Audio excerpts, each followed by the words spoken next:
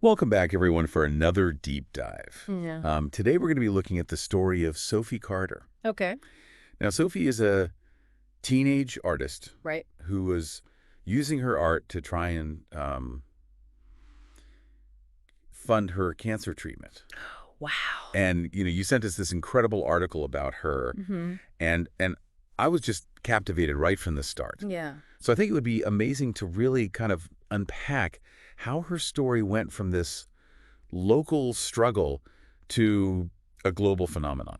It really is interesting how certain stories just seem to resonate, Right. with everyone Exactly. and capture the imagination of so Yeah. many people. And Sophie's story is one of those, it's just got this amazing blend of talent and determination Right. and then this twist of fate Right. that almost seems like it came straight out of Hollywood. Well, and speaking of Hollywood, Yeah. there's this surprising connection Oh, right. that we're going to get to a little bit later. Okay. But first, I want to kind of delve into Sophie's art a little bit. Sure. The article mentions that she favors black and white landscapes, Interesting. often depicting deserts or abandoned buildings. Mm-hmm. What do you make of that stylistic choice? Well, yeah, I mean, especially considering what she's going through, right? Like, Exactly. I mean, it's really a question worth pondering.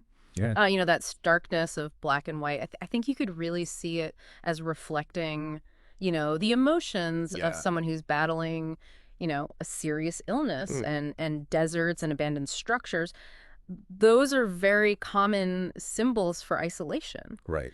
which may very well have resonated with how Sophie was feeling, Mhm. kind of set apart by her diagnosis. Yeah. But I think there's also a sense of resilience Oh, interesting. in these images too, Okay. because even deserts are teeming with life in their own way, Right. and abandoned buildings, they still stand Yeah. as testaments to time. I like that. That's a really interesting way to look at it. Yep. The article also talks about how initially she really struggled to sell her work. Even though she was setting up her stand every single day Yeah. while undergoing chemo, Yeah. people were much more likely to just offer her sympathy Right. than to actually purchase anything. Yeah. Some people even told her straight up, nobody buys real art anymore. Oh, wow. That's got to be discouraging. I know. It makes you think about how a lot of people view the art world, They think it's all instant recognition and overnight success. Right. But for the vast majority of artists, it's just a grind, It takes Yeah. so much dedication and resilience and the willingness to face rejection over and over again. And Sophie seems like she definitely embodied that resilience. Absolutely. But how did she stay motivated? Yeah. With all of these constant setbacks. Hmm. The article mentions that she kept a journal. Oh, really? And in it, she wrote about using art as a way to escape Interesting. from the harsh realities of her illness. Well, it was like a coping mechanism. Yeah. That's where you really see the power of art to help people psychologically. Yeah. For Sophie, art wasn't about making a living. It was about processing her emotions, Mm-hmm. finding some agency in a situation where she probably felt very out of control. Right. There was actually a lot of studies that show that being creative can be very therapeutic. Oh, wow. Reduces stress, improves mental well-being. So art really became her lifeline, Absolutely. literally and figuratively. Yeah. And then comes this major turning point. Okay. A journalist happens to discover her story and features her in an online arts blog. And that just completely changes the game for her. That's amazing how something so simple can have such a huge impact. I know. And it really speaks to the power of these digital platforms and how they can, help people. Right. It's like social proof. Yeah. The internet has really opened things up for artists, Mm-hmm. connecting them directly with buyers. Yeah. And, they can bypass those traditional gatekeepers like galleries. Right. Right. It's Yeah. incredible. It's amazing how just that one blog post created like this Yeah. whole community around Right. Sophie, Right. people connecting with her story and her art. Yeah. And I think it's, it's that shared human experience that often leads to things going viral. Mhm. People, they're drawn to stories that make them feel something. Yeah. And in Sophie's case, it was resilience, creativity, hope Yeah. in the face of, really tough circumstances. Right. It's also, I think, interesting to consider the ethical implications Oh, yeah. of online fame, Right. especially for someone in such a vulnerable position. Yeah. I mean, the article mentions she received this outpouring of support, Mm-hmm. but there were also negative comments, even some harassment. Right. It's a double-edged sword. Yeah. It can be so empowering, but it can also be really harmful. Right. It's a reminder that the internet is a very powerful tool, Yeah. and we need to be careful how we use it. Right. So remember that Hollywood connection I mentioned earlier? Oh, yeah. This is where things get really interesting. Okay. The article describes this encounter that's almost like out of a movie. Okay. One afternoon, this man in a cowboy hat stops by Sophie's art stand. He's drawn to her work. Yeah. They strike up a conversation. Okay. But this isn't just any passerby. No. It's Clint Eastwood. Oh, wow. Please. Clint Eastwood Wow. taking the time to connect with this young artist That's incredible. battling cancer. I know. It's hard to believe, right? Yeah. It gets even better. Okay. Eastwood ends up buying one of Sophie's paintings, Wow. a desert landscape, Oh, wow. very much like the ones we were just talking about. Yeah. And he writes her a check for $50,000. That's amazing. I know. That's more than just buying a painting, you know? Right. I think it speaks to his character, Mm. you know, his willingness to use his platform to really make a difference. Right. And it's just this incredible example of human connection, Yeah. you know, that we can recognize and support talent in the most unexpected places. You can really sense Sophie's disbelief in the article. Oh, I bet. She tries to protest, Oh, yeah. saying it's too much. Yeah. But Eastwood insists. Wow.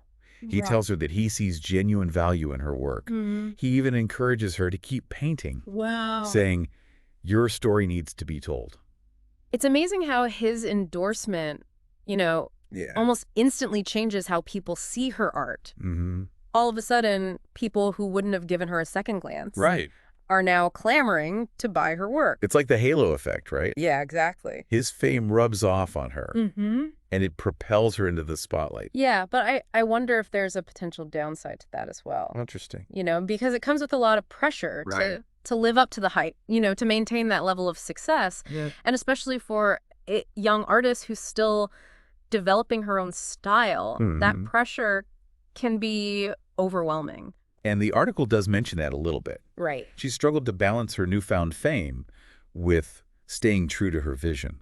It's a tough balance. Yeah. You know, you've got this amazing opportunity, but you don't want to lose yourself in all the hype. For sure. You know, you don't want to sacrifice your artistic integrity for commercial success.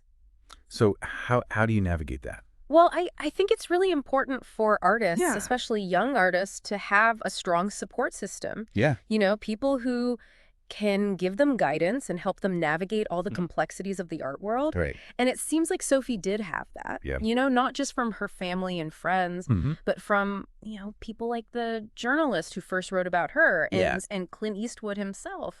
The article mentions that Eastwood sent her a handwritten letter Oh, wow. after their encounter, That's amazing. encouraging her to stay true to herself Mm. and not to let the noise of the world drown out her own voice. That's a powerful message. It is. You know, it shows that mentorship and guidance can come from anywhere. Right. And it also shows the importance of paying it forward, Yeah. using your influence to help others. Mhm. Eastwood could have just bought the painting and walked away, Right. but he chose to really invest in her journey, Yeah. you know, financially and emotionally. It's a beautiful story. Yeah, it's a powerful example of how one act of kindness Yeah. can change someone's life. And that impact is undeniable. Yeah. I mean, the article goes on to talk about how Sophie's story went viral. Wow. Like, she was getting media attention from all over the globe. Mm. She even got orders for paintings from collectors around the world. That's amazing. And even a gallery in New York offered to represent her. Oh, wow. But even with all that success, she never forgot where she came from. That's wonderful to hear. It is. What's really inspiring is how she actually used her platform Yeah. to raise awareness for childhood cancer. Oh, that's great. She partnered with charities and donated a portion of her earnings to support research. That's fantastic. Her story really became this symbol of hope, Mm-hmm. not just for people battling illness, but for anyone facing a challenge. It's amazing how people connect with stories like that.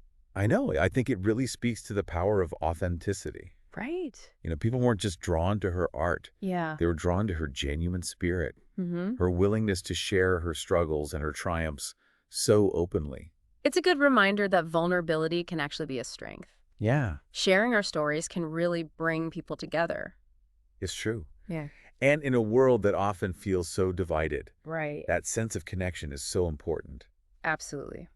So Sophie's story is a story of resilience. Hmm. That kind of resilience you can only find when you've been through really tough times. Right. It reminds us that even in the darkest moments, there's always that flicker of light inside us, Yeah. that spark of hope. It can get us through anything. And sometimes that spark needs a little help to ignite, Right. you know? Maybe it's a challenge or an act of kindness, Mhm. or even just hearing a story like Sophie's Yeah. that really resonates with us. It's powerful stuff. So what can we take away from Sophie's incredible journey? Hmm. I think it's a reminder that we all have that resilience inside us, Yeah. waiting to be awakened. It's true. Sophie's story is a testament to just how much potential the human spirit has. Absolutely. It reminds us that even when things feel impossible, Yeah. even when the odds are stacked against us, Mm-hmm. we have the power to create our own destiny Yeah. To turn those struggles into triumphs. and to inspire others along the way. That's a message worth holding on to. I think so too. Gives us the courage to face our own challenges. Exactly. Well, Yeah. thank you so much for diving into this story with me today. It's been a pleasure. It's been really inspiring. And to all of you listening out there, Yeah, remember Sophie's story and never give up on your dreams. that's right.